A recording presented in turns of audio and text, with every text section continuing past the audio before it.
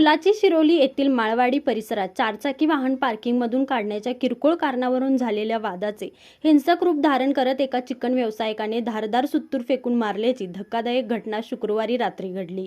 या प्रकरणात एक तरुण जखमी झाला असून अन्य दोघे थोडक्यात बचावले। मिळालेल्या माहितीनुसार रात्री सुमारे 8च्या दरम्यान चारचाकी वाहन काढताना शेजारी उभी असलेल्या दुचाकीला किरकोळ धक्का लागला।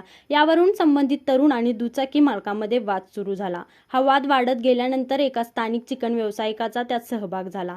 वाद सुरू असतानाच त्याच्या हातात धारदार सुत्तूर असल्याचे पाहून काही तरुणांनी तिथून पळ काढण्याचा प्रयत्न केला।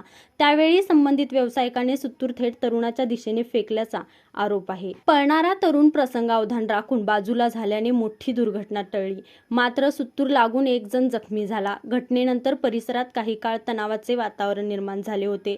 विशेष म्हणजे आरोपी सुत्तूर नाचवत असल्याचे आणि हल्ल्याशी संबंधित दृश्ये सीसीटीव्ही तसेच नागरिकाच्या मोबाईल कॅमेऱ्यात कैद झाल्याचे सांगितले जात आहे। घटनेनंतर पीडित तरुण आणि नागरिक शिरोली पोलीस ठाण्यात दाखल झाले, मात्र गुन्हा नोंदवण्याऐवजी पोलिसांनी दोन्ही पक्षांना तडजोड करण्याचा सल्ला दिल्याचा आरोप नागरिकांनी केला आहे।